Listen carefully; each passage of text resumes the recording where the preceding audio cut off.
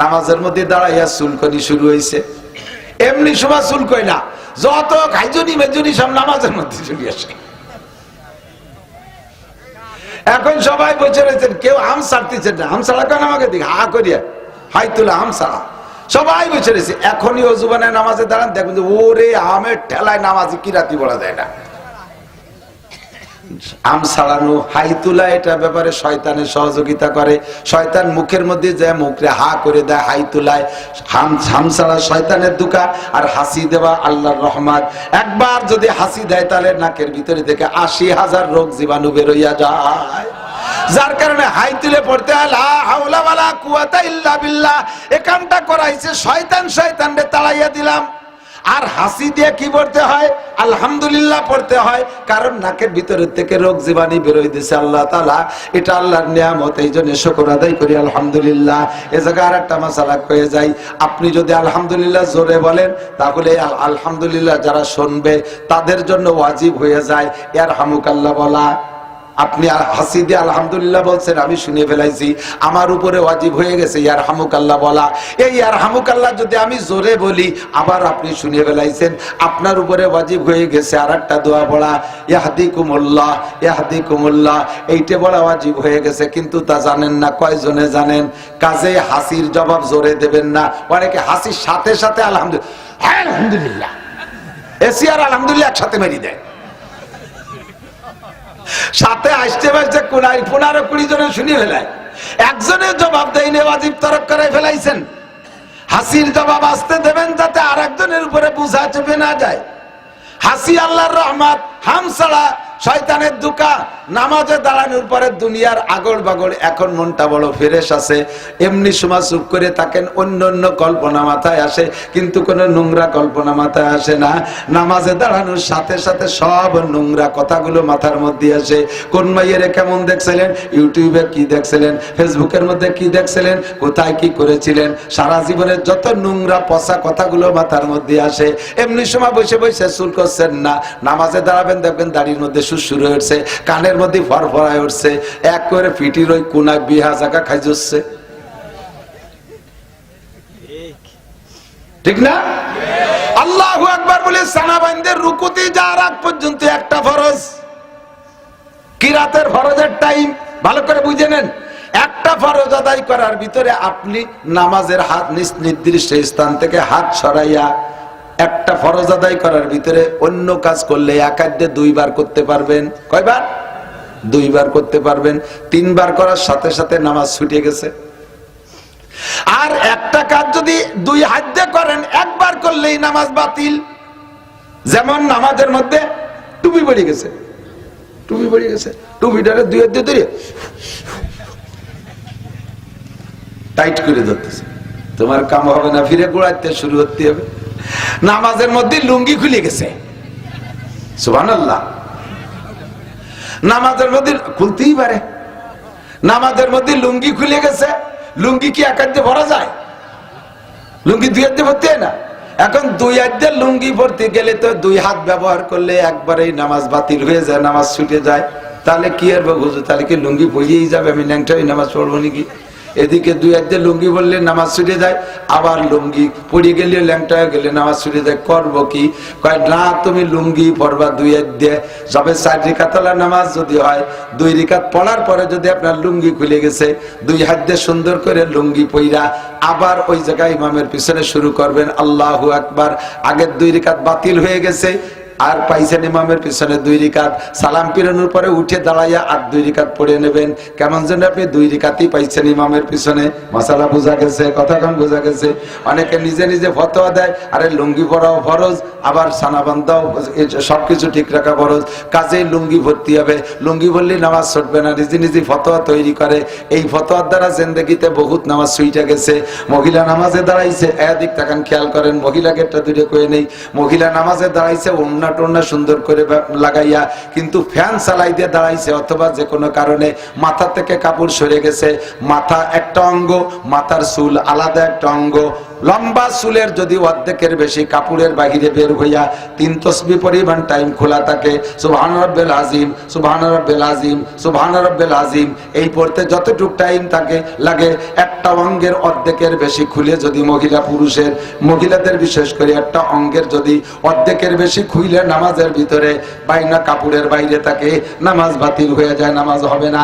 মহিলা নামাজ পড়তে তাহিয়াতুতে বসছে, 2 বছরের বাচ্চা একটা দৌড়াইতে এসে মারে বসা পাইয়া দুধ খাওয়ার নেশায় ওরে শয়তানে ধাক্কাইছে, যাইয়ে মার গায়ের কাপড় টান দিয়ে ফেলাইতে দুধ খাওয়া শুরু করে দিছে, গায়ের এক অংশ খুলে ফেলাইছে, মহিলার নামাজ বাতিল হয়ে গেছে। বাচ্চারে সরাই দিয়ে বা দুধ খাওয়াইয়া তারে ফাইনাল করে দিয়ে আবার নতুন করে নামাজ পড়তে হবে। যুবক যারা অনেক সময় নামাজ পড়ো দেখি, প্যান্ট পরছো আর গেঞ্জি পরছো, প্যান্টটা যে সাইজের, গেঞ্জি যে সাইজের, দাঁড়ানো অবস্থায় প্যান্টের মুখ আর গেঞ্জির মুখ সমান সমান, তাতে মোটামুটি খাড়ানো অবস্থায় 70 টাকা আছে।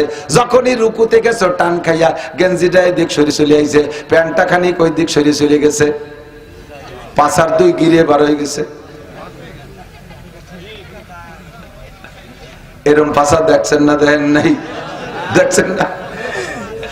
তুমি রুকুতে মাফিয়ে 3 তসবিহ পরিমাণ ল্যাংটা হয়ে রইছো, 70 টাকা বরস পুরুষের 70 নাভির উপর থেকে নিয়ে হাঁটুর নিচ পর্যন্ত, এইটুক এর নাভির এপাশ ওপাশ, হাঁটুর এপাশ ওপাশ, পুরো এইটুক সম্পূর্ণ ঢেকে রাখা ফরজ। গায়ের উপরে, নাভির উপরে গায়ে কিছু নাই, তাও নামাজ হবে। হাঁটুর নিচে কিছু নাই, তাও নামাজ হবে।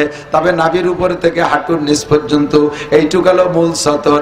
এর থেকে যদি 1 ইঞ্চি পরিমাণও বেরোইয়া 3 তসবিহ পরিমাণ টাইম নামাজের মধ্যে খোলা থাকে, তাহলে নামাজ বাতিল হয়ে যাবে। তুমি রুকুর মধ্যে 3 তসবিহ, সিজদার মধ্যে 3 তসবিহ, পাছার এই জায়গা থেকে গেঞ্জি আর প্যান্ট সরিয়ে যে খানিক বেরোয় থাকতেছে, আবার তুমি নামাজ পড়ে যাচ্ছ, খোদার কসম নামাজ হবে না। এই মাসালাটা আজকে শুনে নিলে 1000 বছর, 1 লক্ষ বছর নফল ইবাদতের চাইতে বেশি দামি। আবার এদিক থেকে আর একটা মাসালা কয়ে যাই, নামাজটাকে ঠিক করে তুই আল্লাহ, নামাজের মধ্যে মোবাইল পকেটের রিংটোন বন্ধ করতে মনে নাই? অ্যাক্সিডেন্ট হয় কি হয় না? ইমাম নামাজে দাঁড়ায় গেছে, রুকুতে যাবে ভাব কিরাতের ভাবে বুঝতেছি, ওযু বানায় এবার মোবাইল বন্ধ করতে সময় পাই নাই, মনে নাই যে নামাজে দাঁড়ায় গেছেন। ইমাম সাহেব সূরা ফাতিহা পড়ে, আলহামদুলিল্লাহি রাব্বিল আলামিন আর রহমানির রহিম মালিক ইয়াউমিদ্দিন।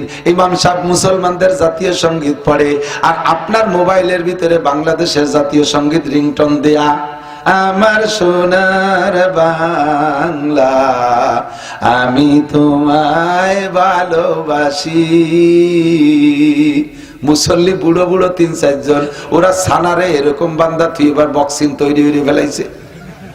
সালাম ফিরতি যে দেরি, ওর সোনার বাংলা যে হাইতে যায় সে হিন্দে দেব মনে মনে। ওদিকে যে রিং দিয়েছে সে তো জানেন না আপনি নামাজে একের পর এক রিং দিয়েই যাচ্ছে, একের পর এক রিং দিয়েই যাচ্ছে, আপনার গা ফুলে উঠতেছে ভয়তে, মুসল্লিরা মেজাজ গরম হচ্ছে, ইমাম সাহেব কিরাত ভুল করে ফেলতেছে। এই মুহূর্তে আপনি করবেন কি? আপনার জাতীয় সঙ্গীত চলবে আর ইমাম সাহেবের জাতীয় সঙ্গীত চলবে, দুইটি একসাথে চলবে না, একটা বন্ধ করতে হবে। আর ইমামের কিরাত বন্ধ করা যাবে না, সে তো চলতেই থাকবে। আপনার মোবাইল বন্ধ করতে হবে।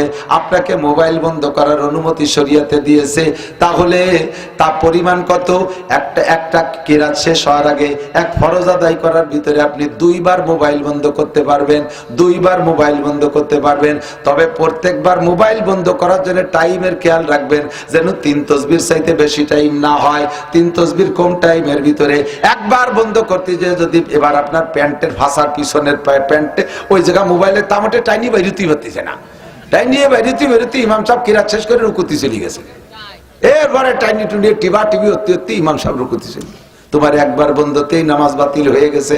যে কোনো ভাবে শর্টে একটা সিট মাইরে বন্ধ করার অনুমতি আছে, 2 বার বন্ধ করার অনুমতি আছে। যদি একবার বন্ধ করেন তাহলে নামাজ, 3 বার যদি বন্ধ করেন তাহলে নামাজ বাতিল। আর একবার বন্ধ করতে যদি 3 তসবির চাইতে বেশি টাইম নষ্ট করেন তাও আপনার নামাজ বাতিল হয়ে যাইবে। এ কথা ভালো করে মনে রাখতে হবে। দোস্তরে মজলিসু ফিকিন খায়রুম মিন ইবাদাতি 60 সানা। মজলিসে ফিকিন মাসালা শোনার মজলিস 60 বছর নফল নামাজ ও রোজার চাইতে এই জন্য দামি। যে কয়টা মাসালা শুনছি, এ কয়টা মাসালার অনেকেরই আমাদের জানা ছিল না, ঠিক কি ঠিক না? যার কারণে আপনার নামাজ বহুত নষ্ট হয়ে গেছে। আল্লাহ তাআলা মাফ করে দিক, বলেন আস্তাগফিরুল্লাহ, বলেন আস্তাগফিরুল্লাহ। এই জন্য নামাজের শেষে আস্তাগফিরুল্লাহ পড়তে হয়, সালাম ফিরে কি কইতে হয়? আস্তাগফিরুল্লাহ। আস্তাগফিরুল্লাহ কি মানে? আল্লাহ, নামাজ পড়ছি, চরম অন্যায় করছি, এই নামাজ আর জীবনও পড়বো না, এই নাকি? যেরকম পড়ার দরকার ছিল সেইরকম পড়তে পারি নেই, সেই ভুলের থেকে আস্তাগফিরুল্লাহ। কথা কান ঠিক না? আল্লাহ পাক তৌফিক দান করে, বলেন আমিন। আয় মুসলমান, আমার দিক তাকান। আল্লাহ পাক দুনিয়ায় কোটি কোটি সৃষ্টি করেছেন, অসংখ্য সৃষ্টি। আল্লাহ নিজেই বলেন, ওয়া ইন তাউদ্দু নিমাতাল্লাহি লা তুহসুহা। আমি তোমাদের জন্য এত এত নিয়ামত সৃষ্টি করেছি, তোমরা সারা দুনিয়ার মানুষ সকলে যদি সম্মিলিতভাবে চেষ্টা করো আমার প্রদত্ত নিয়ামত রাজি গণনা করার জন্য, তোমাদের সবার হায়াত শেষ হয়ে যাবে, নিয়ামত গণনা করে শেষ করতে পারবে না। জিন আর ইনসান ছাড়া, জিন আর ইনসান, আমার দিক, জিন আর ইনসান ছাড়া, মানুষ আর জিন ছাড়া আল্লাহ যত সৃষ্টি করেছেন সব সৃষ্টি মানুষের খেদমতের জন্য। নবী পাক বলেন, খুলিকালাকুম কুল্লু শাই, সবকিছু বানানো হয়েছে তোমাদের জন্য। ওয়া খুলিকতুম লিল্লাহ, আর হে মানুষ, তোমাদেরকে বানানো হয়েছে একমাত্র আল্লাহরই জন্য। তোমরা হলে আল্লাহর জন্য, আর সবকিছু তোমার জন্য। সূর্য বানাইছে তোমারে লাইট দেওয়ার জন্য, চন্দ্র বানাইছে তোমারে আলো দেওয়ার জন্য, তারকা বানাইছে তোমার খেদমতের জন্য। আরে মানুষ যে দুনিয়া যত সৃষ্টি বানাই, মাছ বানাইছে তোমার জন্য, গাছ বানাইছে তোমার জন্য, ফল বানাইছে তোমার জন্য, মোরগ মুরগি তোমার জন্য, গরু ছাগল তোমার জন্য, হাঁস মুরগি তোমার জন্য। এমন করে বলতে থাকলে সারা দুনিয়ার মানুষ সবাই মিলে বললো আল্লাহর নিয়ামত বলে শেষ করা যাবে না। আল্লাহ কা সব বানাইছি তোমার জন্য, তোমারে বানাইছি আমার জন্য। ও বান্দা, অন্য অন্য যত প্রাণী আছে তারা নিজেরা নিজেরা যত অন্যায় করুক না কেন, দুনিয়ায় তাদের বিচার নাই, দুনিয়ায় তাদের বিচার নাই। আমার দিক দেখান, আরে কুত্তই কুত্ত মারে, মারে না?